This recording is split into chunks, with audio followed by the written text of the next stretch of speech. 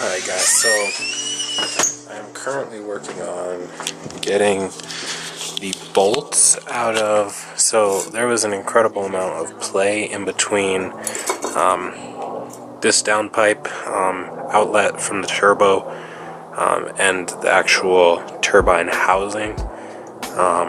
So I've been working at trying to get these bolts out for probably a week now. They've been sitting in PB Blaster. I've been spraying them about every few hours, letting them soak, and it actually did do the job. I thought I would need to do some heating cycles while I was pulling the bolts out, but I just did them randomly throughout the week. Just heat this side of the housing up, heat the bolts up, let it sit, and then spray it some more. And they are all out, so this is what they look like. Anyway, it's just a cheap bolt. So I'm gonna take one with me to I think I'll probably go to Home Depot or something and pick up some new hardware. Hopefully they do have these in like a chrome plated or something that's not going to rust inside this cast housing. So that is the goal. I'm just working on getting this last one out, and then also what I found out is this metal gasket that goes in here, part of it is blown out. So I've had an exhaust leak through this area for however long enough, so I've been losing some power there, so that's part of the reason why my turbo probably doesn't spool up so fast, or as fast as I want it to. So yeah, I'll get that all replaced while the engine's going back together. So yeah.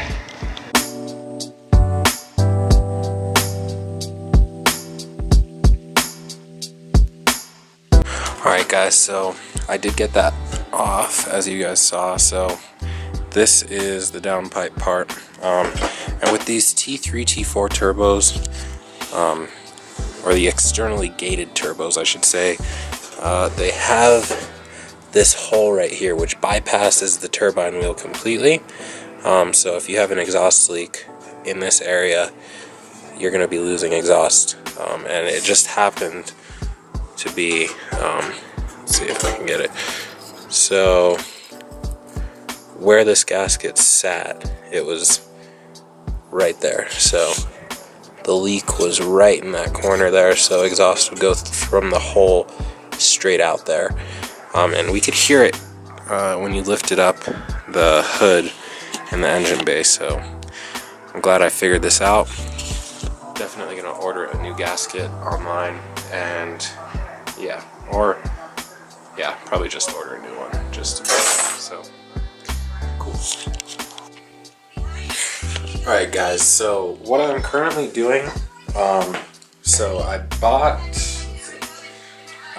a bolt, so the thread size in the backside of the turbo is an M8 by 1.25. So what I'm doing with this bolt is just finding a few threads. It doesn't go in very far just because it's so rusted out. So you find a few threads with a clean bolt, not a bolt that you're going to be putting in there because it does kind of messes up the threads a little bit. But put it in just a few threads, that's all you really need. And then if you have a tap set, what you're going to do with that, I lost my wrench, here it is. So what you're going to do is tighten this until it gets tight, and then back it out a little bit, and then it'll tighten a little more. You do that till it gets tight, and then you're going to back it out, and then you'll back it all the way out, and the threads should be pretty good. So if you can see, these ones are all silvery, you can see the metal, and then these ones for the most part are not as clean. This one's a little bit clean just because it wasn't so bad to start with, but these two are just messed up. So I'm going to go through and clean up all the threads and all of that stuff, and then later tonight I'm going to be gapping the piston rings.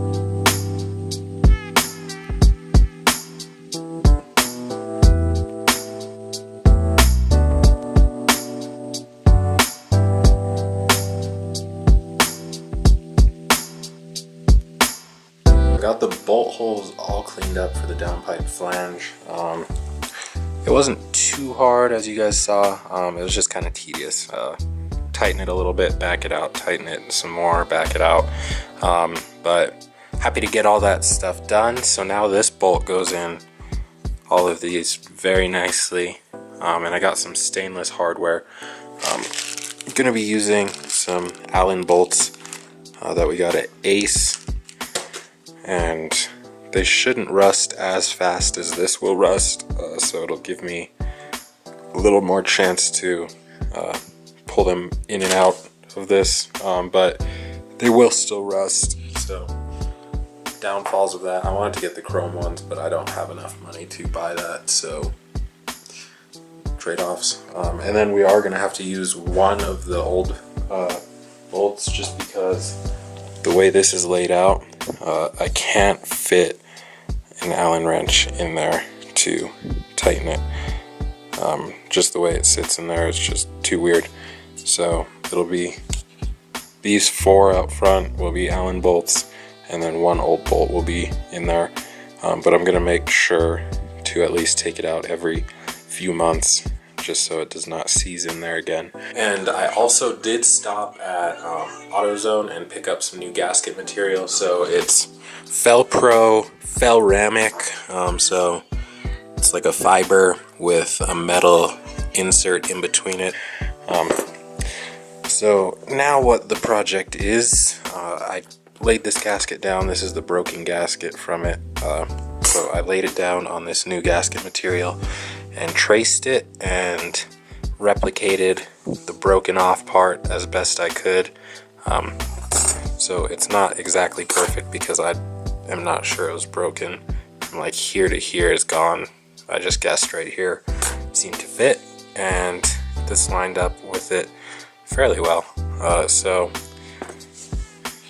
yeah, I'm gonna get that cut out. I'm not too sure how I'm gonna cut it with the metal insert inside, especially like drilling holes. I guess I'll just use a drill or the drill press.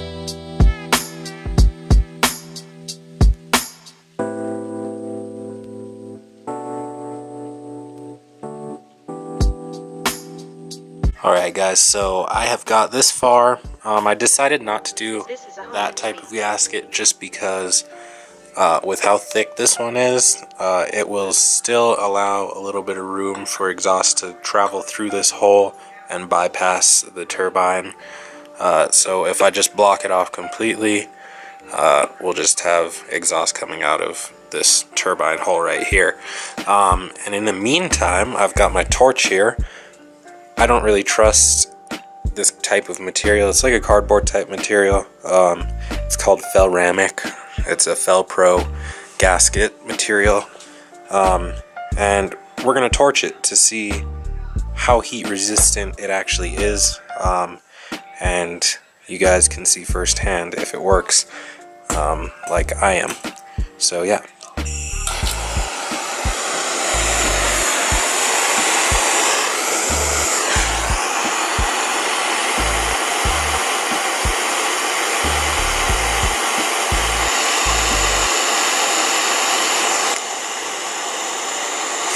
Oh my god, it's hot.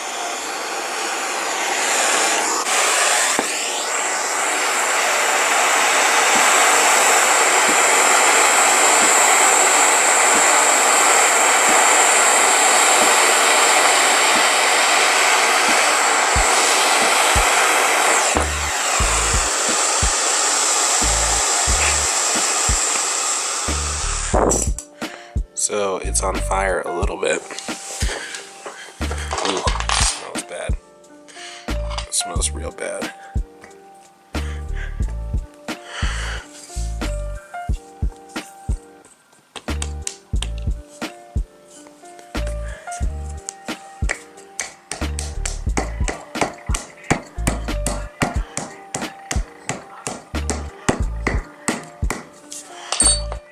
So this is like absolute worst case scenario type testing.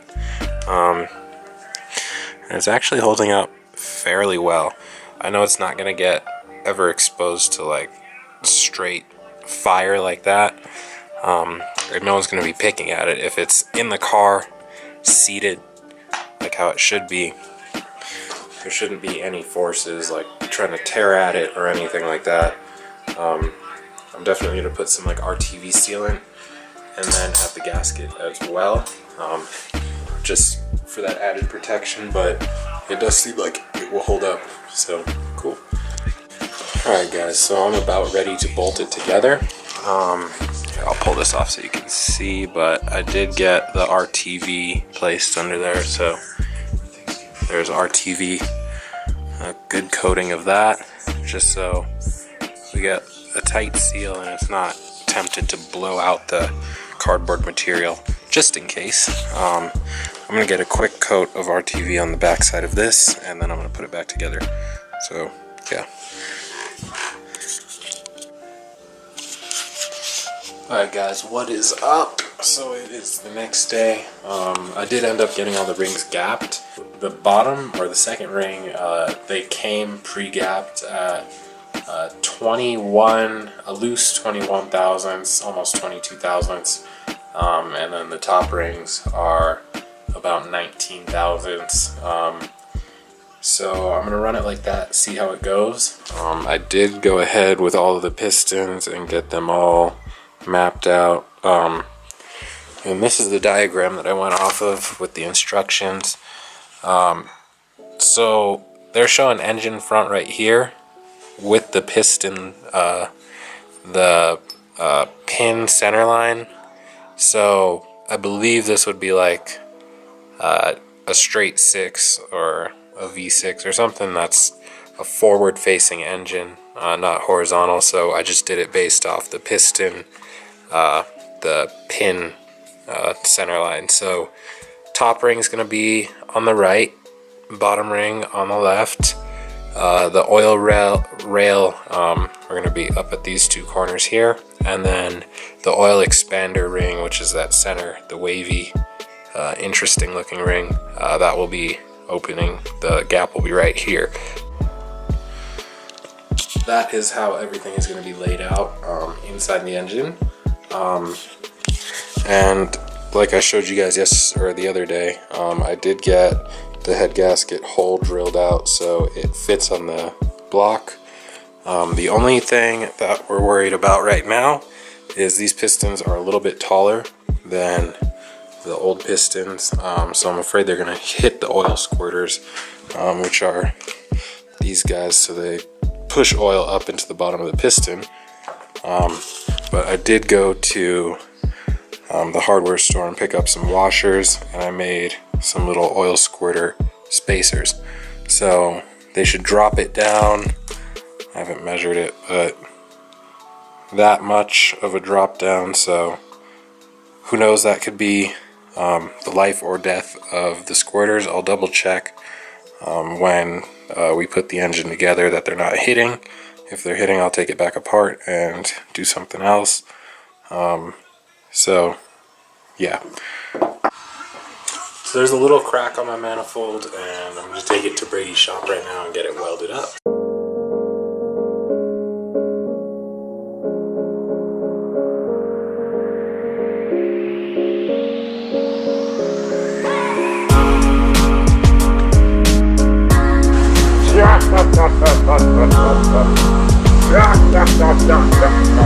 We finished welding like a real long time ago, so yeah, it's pretty lit. Pretty freaking. Look at that. Look at that, it's welded. So it's not a very good weld though. Oh, it doesn't matter. Like it doesn't matter. It's hot. Oh my god. I just torched it to kind of warm it up so I can warm my hands up, but yeah. So as you can see, the oil squirter is right there. The piston would sit about like this, and it comes down to the point where the skirt is starting to protrude outside of the cylinder walls, so before it hits the oil squirter. So hopefully, I feel like it would probably come to about right there, which clears it by a few millimeters with this new spacer. So hopefully we're good on that. I'm gonna install the crank and all of that stuff just to make sure, and then I'll take it all apart and do like a final assembly with it. Alright guys, so upon testing the rod and piston inside of the block with the oil squirters with the spacers, they don't fit perfectly in there, so I am going to have to notch the pistons. If I lowered the oil squirters any further, they would start to hit the crank, and I would rather not have the crank knock that off and then just completely ruin the engine. And I don't want those things to break loose because not having enough threads catching. So I am going to go ahead and notch the pistons with my Dremel, and I do have a little cutting bit, teeny. This is my finger, and then that is the size of the bit. So I know it would make a lot of people cringe to do that. I'm going to go ahead and do it. If it messes up the pistons, then it messes up the pistons, and you guys will know not to do it. I see a lot of people saying don't do it online, but if I weren't to do it, then I don't know what I would do. I'd have to go pay someone at the machine shop to do the same thing. So not going to do that. Just gonna notch them myself, and if it fails, it fails. So I did go ahead and notch all of the pistons, as you can see on the bottom of the skirt right there. That is where I went ahead and notched them. So they all look pretty good. For the most part, they are symmetrical with each other, and they should all clear the oil squirters. I'm gonna throw them on the scale, make sure all of the weights are the same, just so we have a balanced set of pistons again, and then we'll start throwing the car or the engine back together.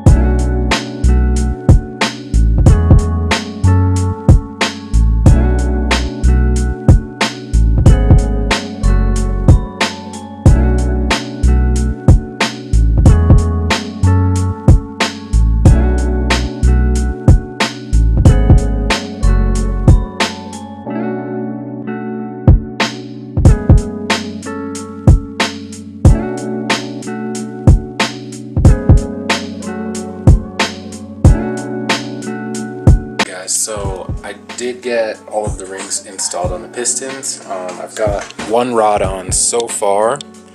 All the rings are on. The oil gaps are all in the correct orientation. The two compression gaps, those ones kind of move around, but I'll get those things all straightened out once they go into the block.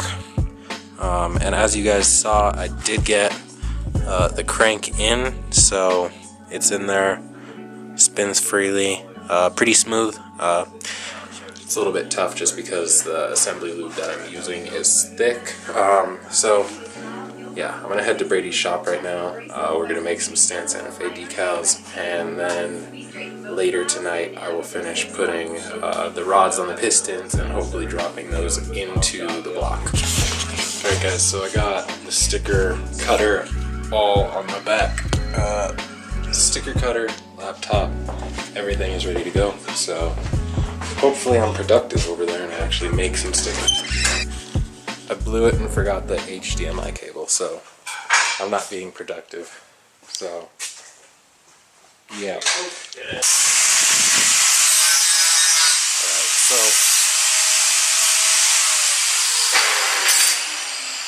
Brady gave me some super good advice. I scared the balls out of him. It was good. Brady gave me some great advice. It wasn't recording, so I have to refilm it.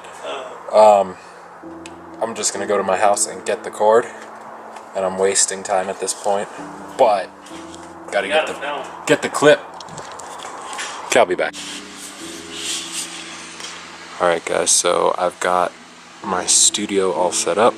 I'm gonna load up the software and design out a quick little sticker with like the previous Stance Santa Fe writing, and then I'm gonna put like a YouTube play button with it. So it'll be pretty cool, and then I'm gonna use some cool holographic vinyl, and that's what you guys will be getting, the ones that sent me your addresses like 2.5, 3 months ago. So you guys will finally get your stickers, and you can be happy. Yeah. Okay guys, so I did come up with a few designs. Not too sure which one I'm gonna go with, or if I'm gonna even use the YouTube play button thing, but came up with a design, printed a few stickers, and I like them so far.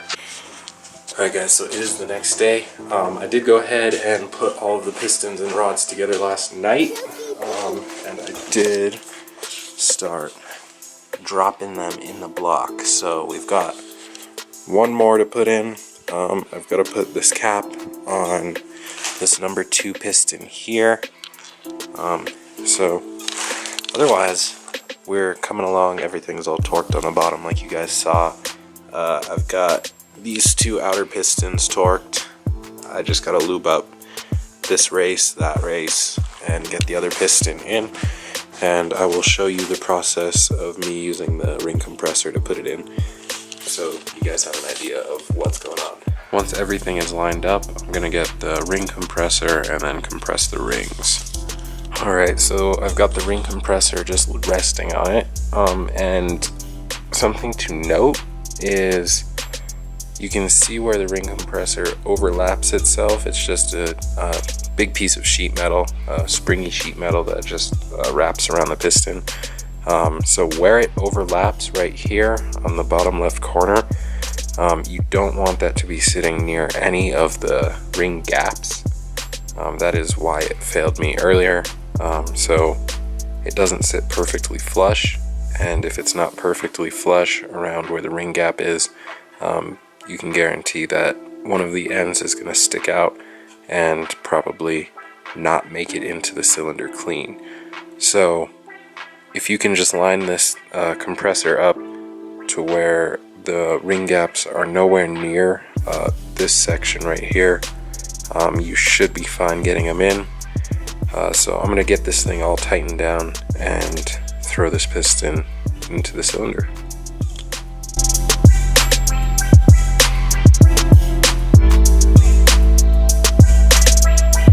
So I've got it resting a little bit higher than the skirt of the piston.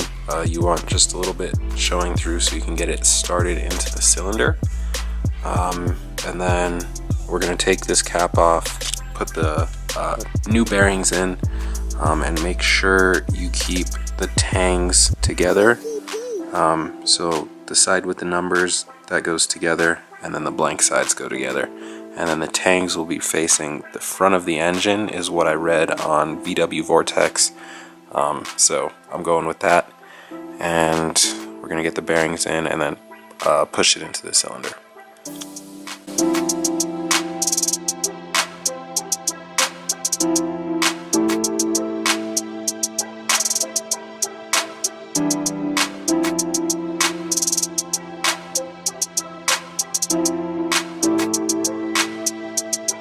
Alright, so I went ahead and pulled the piston all the way down the cylinder, and as you can see right here, it just needs the main cap installed. Make sure you get this bearing race with a lot of assembly lube, just so you don't have like a dry start. And before you do start the car, you will just disconnect the spark plugs so the engine doesn't fire, and then just crank the engine over so the oil can circulate. So it should not be dry. But anyway, I'm gonna get the cap on, get the bearing in the cap, and then put some of the ARP lube on the fasteners, and then get it all tightened down.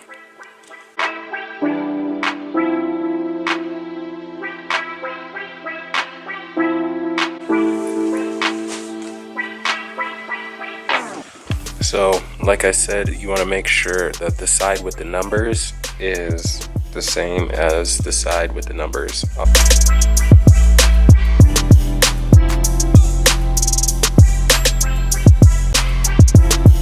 Sweet, and then as I've been tightening these, so I'll do a crank up on the top one, and then a crank on the bottom, crank on the top, crank on the bottom, and then just alternate so it evenly presses the cap down.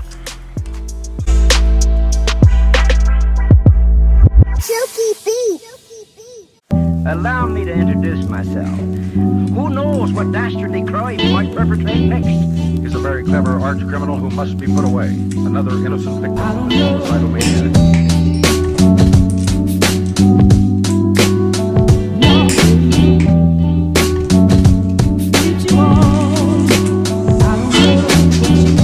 Alright, and we are all torqued down, and we've got all 4 pistons in, so cool, guys. So something that I've noticed throughout this this time of like building the car, I've been taking my time just because I don't know what I'm doing, so I've been kind of like hesitant to get stuff done. As you guys can see, I have the crank, pistons, I started to put where the oil filter goes back on, the oil to cooler thing, thermostat, new thermostat with a little bit lower temperature. I didn't know I even ordered a lower temperature one, but I had it. New water pump and all of this stuff.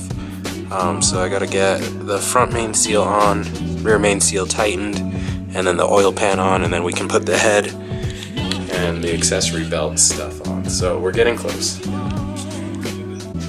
Okay guys, so it is super late. I did get the oil pan and the whole bottom end assembled. I just gotta put the head on and the accessory stuff. So the excitement is real, guys. So finally we have the engine all put back together. As you can see, I did get my oil sandwich plate installed as well. So I'll finally be able to use that oil cooler that I've had for a year and a half. But yeah, the engine is back together. The only stressful part about like building an engine is like, what if you put something together wrong? I've had that feeling for a while now. It just feels like I did something wrong, and yeah, it's just, yeah, kind of stressful. I'm sure other people that build engines, if you guys build engines, you probably know that feeling. Like, as it's just sitting there waiting to start up, you're like, what if I did this wrong? But hopefully we did it right. I made sure to double check every time I was in the engine with torque specs, RTV sealant everywhere, and just trying to get everything right. Tomorrow, oh chips, chill. Tomorrow I think I am going to attach it to the engine hoist, get it out of the living room, and then attach it to the transmission after I get the axles off. So yeah, we're real close.